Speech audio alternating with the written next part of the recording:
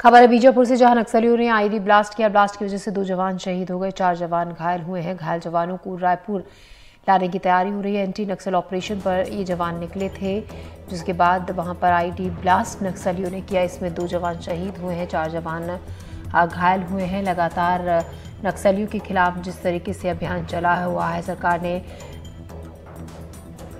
सुकमा जिले की सीमा पर एक ऑपरेशन के लिए निकले थे। बीजापुर सुकमा जिले की सीमा पर ये सर्च अभियान यहां पर चलाया जा रहा था। इसी दौरान नक्सलियों ने आईडी ब्लास्ट किया। इस ब्लास्ट में 2 जवान शहीद हो गए और 4 गंभीर रूप से घायल हैं। घायलों को एयरलिफ्ट कर रायपुर लाने की तैयारी की जा रही है।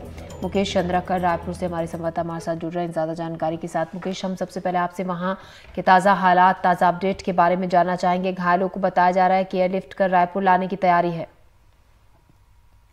देखिए, आपको बताना चाहूंगा कि दंतेवाड़ा और बीजापुर के सीमावर्ती इलाके में एंटी नक्सल ऑपरेशन पर जवान निकले हुए थे। इसी दौरान माओवादियों के लगाए पाइप बम चपेट में आकर 2 जवान शहीद हुए हैं, 4 जवान घायल। जवानों का बीजापुर चलता है और इसके बाद जो घायल जवान हैं उन्हें एम्बुलेंस में सवार कर जगदलपुर रेफर किया जा रहा है। क्योंकि मौसम बेहद खराब है, इस वजह से रात से ही कोशिशें ये चल रही थी कि चॉपर बुलवाया जाए, चॉपर मंगवाया जाए और जवानों को एयरलिफ्ट कर बेहतर उपचार के लिए रायपुर रवाना किया। अगर मौसम खराब की वजह से चॉपर टेक ऑफ नहीं दे पाया, इस वजह से जवानों को अब एम्बुलेंस के माध्यम से बाई रोड जगदलपुर रवाना किया जा रहा है। और जगदलपुर में पहले जवानों की स्थिति देखी जाएगी कि उनकी स्थिति कैसी है, और उसके बाद जो है यदि आवश्यकता महसूस हुई और मौसम साफ रहा तो घायल जवानों को उपचार के लिए रायपुर रवाना किया जाएगा।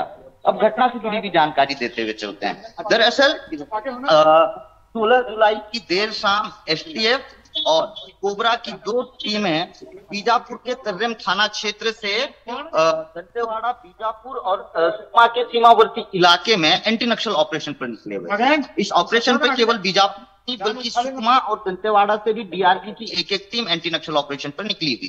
17 जुलाई यानी कि कल देर शाम जवान एंटी नक्सल ऑपरेशन से वापस लौट रहे थे। करीब रात 11 बजे के आसपास तर्रेम थाना क्षेत्र से करीब 6 से 7 किलोमीटर की दूरी पे नक्सलियों के लगाए पाइप बम की चपेट में आने से 2 जवान शहीद हो गए और 4 जवान जख्मी हो गए।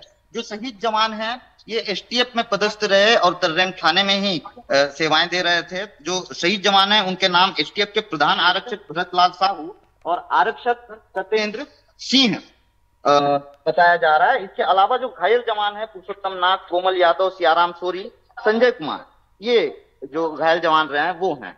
घायल जवानों की स्थिति सामान्य है और घायल जवान इस वक्त खतरे से बाहर हैं। इस एम्बुलेंस में सवार कर इन घायल जवानों को बेहतर उपचार के लिए अभी जगदलपुर रेफर किया जा रहा है।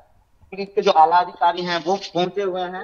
रात 11 बजे से ही रेस्क्यू के लिए ये पूरा बंदोबस्त किया गया था और सुबह करीब 4 बजे के आसपास घायल जवानों को जिला चिकित्सालय लाया गया। और रात से ही कोशिशें ये चल रही थी कि किसी भी तरह घायल जवानों को एयरलिफ्ट किया जाए, मगर मौसम खराबी की वजह से चॉपर नहीं पहुंच पाया। आपको बता दें कि मानसून के दौरान इस इलाके में एंटी नक्सल ऑपरेशन प्लान करना और एंटी नक्सल ऑपरेशन पर जाना बेहद, क्योंकि भौगोलिक परिस्थितियां बेहद विपरीत हैं। बावजूद इसके मानसून के दौरान भी बड़े एंटी नक्सल ऑपरेशन प्लान किए जा रहे हैं। नक्सलियों के आधार इलाके में जमा हैं और नक्सलियों को मुंह तोड़ जवाब भी दे रहे हैं।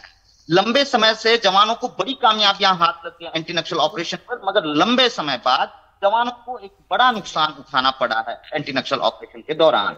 चाहे वो अबूजमाड़ का इलाका हो जो माओवादियों का सबसे सुरक्षित ठिकाना, पनाहगाह माना जाता है, चाहे वो बीजापुर दंतेवाड़ा का सीमावर्ती इलाका हो जहां पे माओवादियों ने अपना साम्राज्य स्थापित कर रखा है। लंबे समय से यहाँ माओवादी अपनी समानांतर सरकार चलाते आए हैं। इन इलाकों में भी एंटी नक्सल ऑपरेशन प्लान किए जा रहे हैं। जैसा कि मैंने आपको बताया कि भौगोलिक परिस्थितियां बेहद विपरीत हैं, इस इलाके में बेहद प्रतिकूल हैं। इस इलाके की जो पहाड़ी श्रृंखलाएं हैं, इसके अलावा नदी नालों में पुल पुलिये नहीं है, घना जंगल है, रास्ते कहीं नहीं है।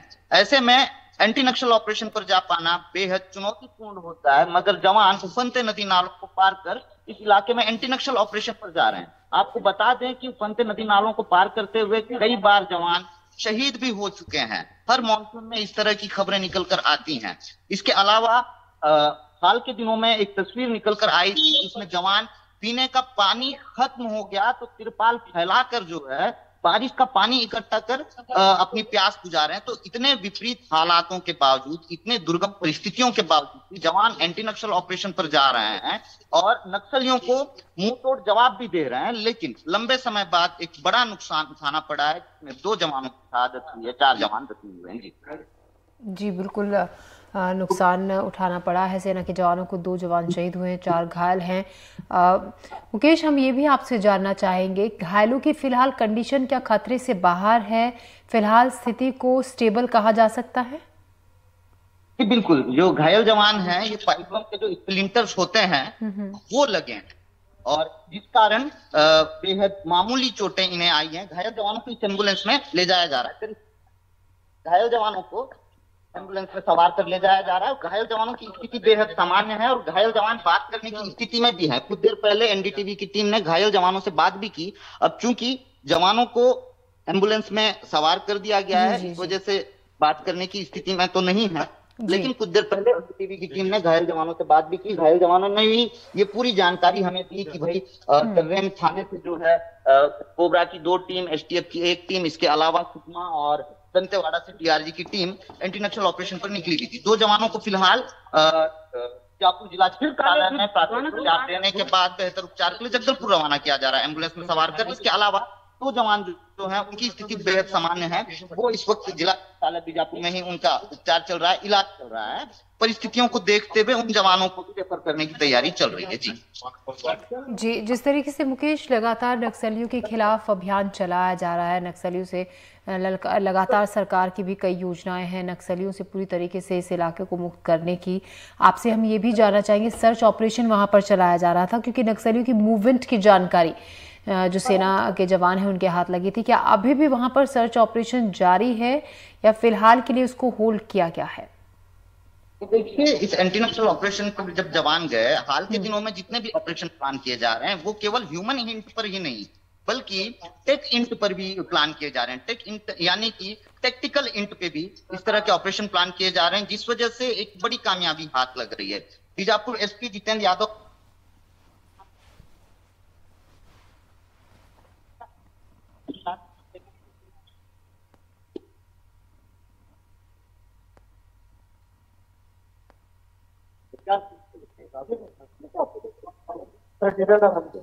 दूसरा गाड़ी लगा रहे हैं वो बहुत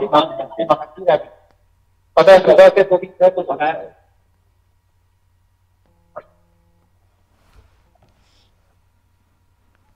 अंतिम सलामी कहाँ दी जाएगी? सलामी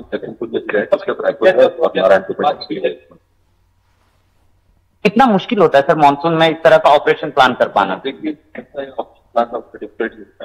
और जैसे कि आपको जानते हैं कि नाले नदी का बहुत मुश्किल होता है इस प्लान को।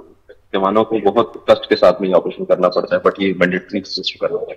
जी, तो ये यादव जी थे। दरअसल जवानों को जो है रेफर करने की तैयारी चल रही है। ऐसे में सर उसमें व्यस्त हैं, एसपी उसमें व्यस्त हैं। ऐसी परिस्थितियों में उन्हें बहुत देर तक इंगेज रखना भी बहुत ज्यादा उचित नहीं होगा। मुकेश, हम भी नहीं चाहेंगे आप उनको, क्योंकि जिस काम में वो लगे हुए हैं अभी आप उन्हें डिस्टर्ब करें। हम आप ही से, क्योंकि आप देखिए वहां पर बहुत वक्त से हैं, आपने इससे पहले उनसे लगातार बातचीत की है। आप बता रहे थे घायल जवानों से बातचीत हुई, जो अधिकारी यहाँ पर थे उनसे लगातार आप बातचीत कर रहे हैं।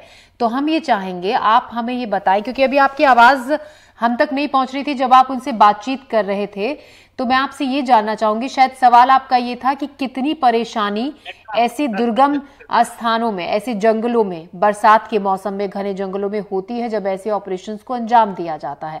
आप एक बार हमें, हमारे दर्शकों को विस्तार से समझाएं, क्योंकि लगातार आप ऐसे इन खबरों को कवर करते रहे हैं, रिपोर्ट करते रहे उन जगहों पर जाकर, तो कितनी मुश्किल भरा ये काम होता है? जी देखिए, एक बड़ा भूभाग है जो जहां पे नक्सलियों ने अपना महफूज ठिकाना बना रखा है, जहां अपना साम्राज्य स्थापित कर रखा है 4 दशक से। इस पूरे इलाके में दूर दूर तक किसी तरह की रोड कनेक्टिविटी नहीं है, किसी तरह के नदी नालों में पुल पुलिये नहीं है, घने जंगल है, पहाड़ियों की पूरी श्रृंखला है। चाहे हम अबूझमाड़ के 5000 वर्ग किलोमीटर की बात करें, चाहे हम बीजापुर और सुकमा के सीमावर्ती इलाके की बात करें, चाहे हम बीजापुर और दंतेवाड़ा के सीमावर्ती इलाके की बात करें, इस पूरे इलाके में पहाड़ियों की श्रृंखला है, नदी नाले हैं। ऐसे में चाहे वो मानसून हो, चाहे वो झुलसती गर्मी हो, ऐसे वक्त पे ऑपरेशन प्लान करना बिल्कुल भी आसान नहीं होता है। बारिश के दिनों में नदी नाले अपने पूरे उफान पर होते हैं। उफनते नदी नालों को पार कर उस इलाके में एंटी नक्सल ऑपरेशन प्लान करना, उसे अमली जामा देना और सुरक्षित वापस लौट आना, ये बड़ी चुनौती होती है। पुलिस अधिकारी हमें अक्सर ये बताते हैं, कुछ दिनों पहले जब एक बड़ा ऑपरेशन प्लान किया गया था जिसमें जवानों को बड़ी कामयाबी हाथ लगी थी, तब मैंने पुलिस अधिकारी से बात की तो उन्होंने मुझको बताया था कि ऑपरेशन प्लान करना बड़ी बात नहीं होती, दरअसल उस ऑपरेशन को अमली जामा देना, क्योंकि परिस्थितियों के हिसाब से हर सेकंड प्लान बदलते रहते हैं।